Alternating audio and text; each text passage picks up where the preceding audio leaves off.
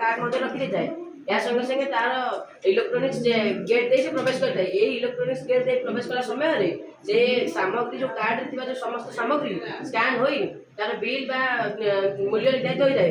या संगे संगे तार समस्त सामग्री बिल प्रस्तुत हो जाए।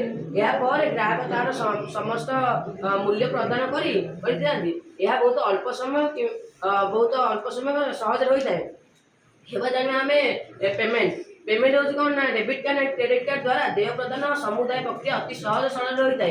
इलेक्ट्रॉनिक्स चेक कन्वर्सेशन द्वारा देय प्रदान अति सहज सरल रही है। Debit card and credit card एक प्लास्टिक मनी अटे। यह द्वारा आम चोरी बची था।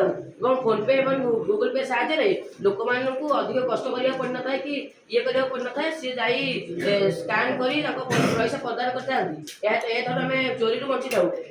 इंटरनेट हूँ कौन ना यही प्रक्रिया द्वारा ग्राहक तार आवश्यक रही न था। यही प्रक्रिया द्वारा सी कंप्यूटर फोन साहाय्य से मगई थाए ऑर्डर करता है। सी कंप्यूटर साहाय्य ही तार बिल प्रस्तुत देता है। Thank you sir.